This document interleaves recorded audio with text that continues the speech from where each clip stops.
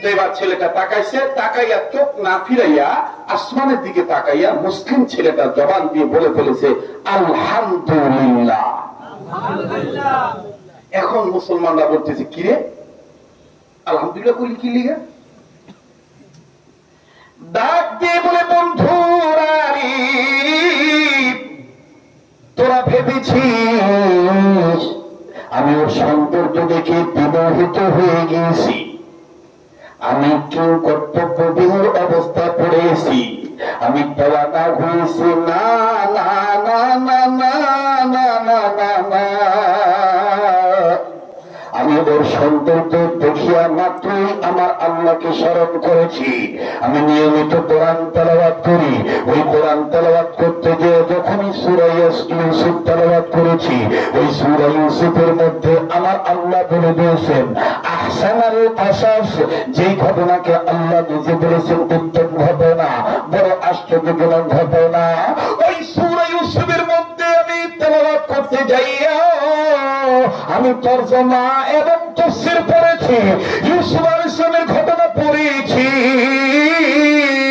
এই নারী সৌন্দর্য আমাকে পাগল করতে পারে নাই, তোরা পাগল হয়ে গেছি, কিন্তু আমার দিলের মধ্যে সাক্ষী এসে গেছে, আমার দিলের মধ্যে জজবা এসে গেছে, আমার দিলের মধ্যে সচেতনতা এসে গেছে যে আমার আল্লাহ এই খ্রিস্টান নারীরে কত সুন্দর করে বানাইছে, এর চাইতে বেশি সুন্দর করে বানাইছেন আমার আল্লাহ পয়গম্বর ইউসুফ নবীকে।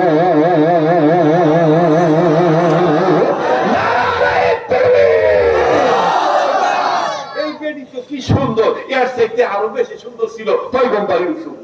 আবার পয়গম্বর ইউসুফের কাছে দেওয়ার পরে আম্মা জান আয়েশা রাদিয়াল্লাহু আনহা তিনি বলেছেন ইউসুফকে দেখে তৎকালীন মেয়েরা ফল কাটতে যায় আঙ্গুল কেটে ফেলেছে, এরা যদি আমার স্বামী নবী মুহাম্মদকে দেখতো তাহলে কলিজা পর্যন্ত কেটে ফেলতো।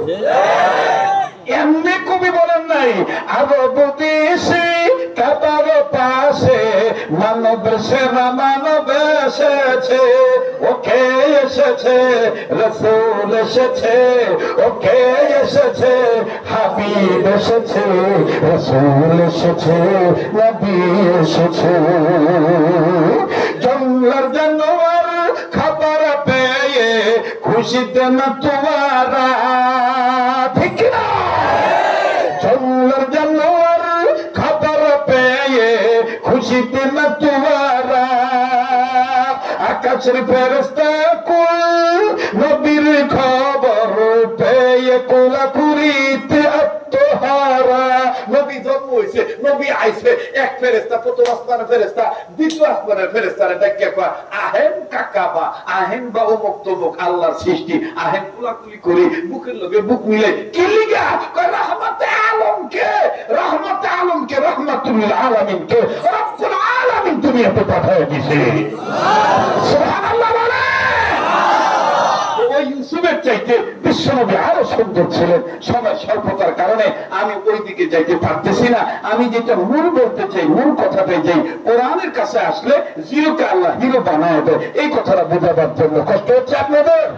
রবের কথা মনে হয়ে গেছে। এবার ছেলেরা ডাক দিয়ে কয় এইখানেও তুই করোনা দিছিল এইসব, তোরা যদি সাক্ষী থাকো তখন সাক্ষী রেখে বলতে চাই আল্লাহ যদি কবুল করে ওরে আমি প্রেমের অফার না সরাসরি বিয়ার অফার দেবো। আমি দেশে তো প্রথম দেখবেন 14 ফেব্রুয়ারি আওয়ার আগে গোলাপ ফুলে কাটা পয়সা ছুঁয়েছে, পরে 14 ফেব্রুয়ারি এলে রিক্সাওয়ালার পোলা বাদামালার মাইয়ের করে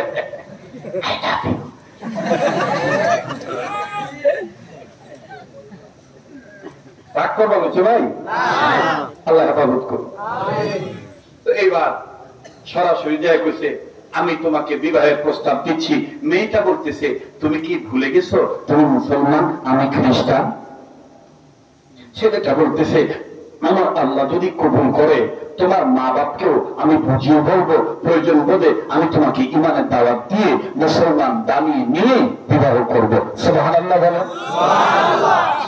মেয়েটা ডাক দিয়ে বলতেছে বুঝতে পেরেছি তুমি আমার সৌন্দর্যে পাগল হয়ে গেছো, তবে শোনো, আমি আমার মা বাপকে গুরু মানি, মা বাপ যদি আমাকে না দেয় আমি কিন্তু তোমার কথায় সম্মতি প্রকাশ করব না। বলতেছে ঠিক আছে, তোমাকে আমি সুযোগ দিলাম, আগামীকালকে তোমার মা বাপ তোমাকে কি জানাইছে আমাকে বলবা, প্রয়োজন বোধে আমি যাব। লম্বা কথা সংক্ষেপ করে দিলাম। মেয়েটা আস্তে করে যে তার বাবাকে বলতে সাহস পায় নাই। মেয়েরা কিন্তু মায়ের সাথে বেশি ফিরে থাকে। মা দেখতেছে রাত্র 1টা বাজে ঘরের বাতি জ্বলে, কিরে আজকে দিকে আনবো, এই বিউটি ঘুমায় না। আসলে মেয়েটার নাম কিন্তু সুইটি। কি নাম? কথা বলে সুইটি। এই সুইটি ঘুমায় না, বাতি কি লেগে জ্বালায় রাখছে। ঘটনা কি মা সুইটি? ঘটনা কি? বাতি জ্বালা রাখছে। মেয়ে বলতেছে আম্মি যান, আপনি একটু ঘরে ঢোকেন, আপনার সাথে আমি পার্সোনাল বলবো। আব্বা কি ঘুমাইছে? বলে হ্যাঁ আব্বা ঘুমাইছে। এবার আস্তে করে ডাক দিয়ে বলতেছে মা, কলেজে একটা ছেলে আমার এই সৌন্দর্য দেখে পাগল হয়ে গেছে, সে আমাকে সরাসরি বিয়ের প্রস্তাব দিছে। মেয়ের মা ডাক দিয়ে কয় পোলা যা করছে, আগে তুই কর, তোর অবস্থা কি? আগে তুই কর, তোর অবস্থা কি? মেয়ে বলে আমি মোটামুটি, আমিও তাকে চয়েস করি। বলে কি কেন? বলে ছেলেটা দেখতে হ্যান্ডসাম এবং তার মেধা অনেক ভালো, চৌকান্ন ছেলে, রেজাল্ট তার ভালো, আমাদের কলেজের মধ্যে খুব ভালো ছেলে। মা বলতেছে তুইও তার প্রতি weak, his person love is the very very weak. তুইও যে একটা পার্সন, এই ভালোবাসার প্রতি তুই অত্যন্ত দুর্বল, এটা বোঝা গেছে। মা এখন এই ছেলেটা কালকে রেজাল্ট জানার জন্য বসে আছে, কি করা যায়? তো আব্বাকে যদি তুমি একটু বুঝাই বলতা তাহলে হয়তো ম্যানেজ হয়ে যেত। এবার মেয়েটার মা মেয়েটার বাবাকে বুঝিয়ে বলেছে। মেয়েটার বাবা চিন্তা করে দেখলো আমার একমাত্র মেয়ে এই কথাটা বলেছে। মেয়েটার মাকে মেয়েটার বাবা বলে দিচ্ছে তুমি যে বলে দিয়ে আসো, তুমি যে বলে দিয়ে আসো যে আমার মেয়েটা যেন চিন্তায় কোনো সমস্যা না পড়ে, আগামীকালকে ছেলেটাকে আমাদের বাড়িতে আনতে বলো, আমরা তার সাথে পার্সোনাল আলাপ করব, আলাপে মিলে গেলে আমাদের সুইটিকে বিউটিকে তার হাতে তুলে দেব। রাস্তা পরিষ্কার। এবার চলে গেছে। চলে যাওয়ার পরে লম্বা কথা সংক্ষেপ করে দিলাম। মুসলমান ছেলেটা বলতেছে কি খবর? খ্রিস্টান মেয়ে বলতেছে আব্বা বলেছে তোমার সাথে পার্সোনাল কথা বলবে। ছেলেটা বলতেছে আমি কি এখনই যাব? মেয়েটা বলতেছে তোমার ইচ্ছা। বলে ঠিক আছে তো চলো যাই। গেছে। যাওয়ার পরে আমার ভাইয়া যেই বিউটি বাড়ি পর্যন্ত নিয়ে গেছে, ছেলেটাকে ভিতরে ঢুকাইয়া ভিতর দিয়া লক করে দিছে। লক করে জানালা দিয়ে মেয়েটিকে বলতেছে তুমি বাইরে অপেক্ষা করো, তোমার মা আর আমি তোমার বাবা তার সাথে পার্সোনাল কথা বলবো। মেয়েটার ভিতরে ভয় ঢুকে গেছে, না জানো আমার এই প্রেমিকাকে, আমার এই প্রেমিককে আবার বাপ মা আঘাত করে হত্যা করে কিছু করবেন না, আমার জন্য কোনো ক্ষতি না হয়, তার জন্য কোনো ক্ষতি না হয়। মা সুন্দর করে বুঝিয়ে দিছে। মেয়েটা অপেক্ষায় আছে। অনেক লম্বা কথা সংক্ষেপ করে বলছি। একেবারে সামনে কুষ্ঠ, যত ধরনের কুষ্ঠ আছে সব দিছে, বিয়ার টিয়ার যা আছে সব দিছে। দেওয়ার পরে ডাক দিয়ে বলতেছে কি মিয়া সাহেব, আমাদের এই বিউটিকে কি তোমার খুব পছন্দ? বলে হ্যাঁ খুব পছন্দ। ছেলেটা এক কথায় বলেছে ওরে ছাড়া আমি বাঁচবই না। বারো বুঝা বলাইছে যে ঘটনা তো ঘটে গেছে, এই মেয়ের ছাড়া তো বাঁচবো না। এবার বাপ ডাক দিয়ে কইতেছে স্ত্রীকে বলতেছে তুমি কোনো কথা বলবো না, আমি সুযোগ পাইছি, সুযোগে শব্দ ব্যবহার করি। ভাই বাসটার লিক ভুলে যায় না, আইতাছে। এবার ডাক দিয়ে কইতেছে ঠিক আছে আমার মেয়ের ছাড়া তুমি বাঁচবা না, তবে মেয়েকে দ্বিতীয়বারই তোমার হাতে কয়েকটি শর্তের বিনিময়। নাম্বার 1, তোমার ঈমান ছেড়ে দিতে হবে। সাবধান থাকবেন, ক্ষমতার লোভে কিন্তু ঈমান ছিনিয়ে নেওয়ার চেষ্টা চলছে। বাস্ট লিগ যা আছে এখনো সময় হয়ে গেছে আমাদের সংশোধন হওয়া। আমরা দেশপ্রেম অবশ্যই ঈমানের অঙ্গ, আমরা দেশপ্রেমকে রক্ষা অবশ্যই করব, পাশাপাশি মিল্লাতকে রক্ষা করব। আমাদের জাতির পিতা ইব্রাহিম খলিলুল্লাহ, এটা আমরা মনে প্রাণে বিশ্বাস করি। নতুন করে কেউ যেন আমাদের কাফের উপরে জাতির পিতাকে আজও আখ্যায়িত করতে না পারে। মুহতারাম হাজিরিন, আমার ভাইরা, এবার ডাকতে বলতেছে 1 নম্বর তোমাকে ঈমান ছেড়ে দিতে হবে, খ্রিস্টান হতে হবে। বলে আমি রেডি। বলে 2 নম্বর, তুমি যে খ্রিস্টান হইছ এই বাইবেল পুস্তক বুকে নিয়ে হাতে ধরে তোমাকে শপথ করতে হবে। হ্যাঁ ঠিক আছে। 3 নম্বরটা কি? বলে 3 নম্বর, তুমি যে খ্রিস্টান হয়েছ আমি তোমার সামনে শুকুরের গোশত ভুনা করে রান্না করে এনে দিয়েছি, তুমি যে খ্রিস্টান হয়ে গেছো এটা নগদ প্রমাণ হলো শুকুরের গোশত খাইতে হবে। ছেলে বলল তারপরে? বলে তারপরে তুমি যে খ্রিস্টান হয়েছ তোমার জন্য অত্যাধুনিক ভাবে সুন্দর দামি মদ আমি নিয়ে এসেছি, একেবারে মাথার চাঁদি থেকে পায়ের পাতা পর্যন্ত মদ দিয়ে তোমাকে স্নান গোসল করতে হবে। ছেলে বলল তারপরে? বলে তারপরে হলো তোমার মুখে যে মুসলমানের চিহ্ন যে দাড়ি, এই লম্বা লম্বা দাড়ি তোমাকে একেবারেই কেটে ফেলে দিতে হবে। ছেলে বলল তারপরে? বলে তারপরে হলো আমি তোমার হাতে যখন আমার মেয়েকে দিয়ে দেবো, দেওয়ার পরই তোমাদের দুজনকে আমরা নতুন করে পাসপোর্ট বানিয়ে দেবো। বলে তারপরে? বলে তারপর একটা নির্ধারিত সময়ে তোমাদের ভিসা হয়ে যাবে, টিকিট হয়ে যাবে, তোমার পরিবার যেন তোমাকে জ্বালাইতে না পারে, আর আমার ফ্যামিলির বংশের কোন লোক যেন আমার মেয়েকে ডিস্টার্ব না করতে পারে, আর তোমরা যেন সক্রিয়ভাবে খ্রিস্টীয় মিশনারির মাধ্যমে তোমরা যেন বহিরাগত দেশে যাইয়া ভালোভাবে খ্রিস্টীয় মিশনারি বাস্তবায়ন করতে পারো, এই কৃষ্টি কালচার যেন তোমরা তোমাদের রূপে যৌবনে ফিট করতে পারো, রূপের প্রান্তিত করতে পারো, এটার জন্য তোমাদেরকে অন্য রাষ্ট্র পাঠিয়ে দেব। ছেলেটা ডাক দিয়ে বলতেছে আমি সব রাজি। নাউজুবিল্লাহ বলেন, নাউজুবিল্লাহ বলেন, আবার বলেন নাউজুবিল্লাহ। কষ্ট হচ্ছে আপনাদের?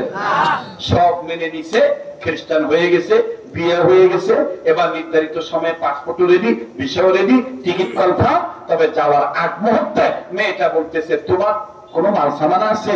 তোমার ছেলেদের যে রুমে থাকলে মেস থেকে তাড়াতাড়ি নিয়ে আসো, আব্বা সব রেডি করে ফেলেছে।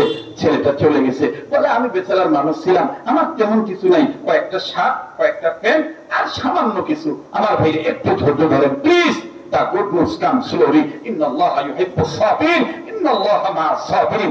একটু ধৈর্য ধরেন মুহতারাম হাজিরিন। এবার এই ছেলেটা ডাক দিয়ে বলতেছে ঠিক আছে তুমি তোমার সামানা এগুলো গোছাও, আমি আমার মেসে যাই, আমার যা আছে নিয়ে আসি। ছেলেটা রুমে চলে গেছে, রুমে যাইয়া সবকিছু গোছাইছে।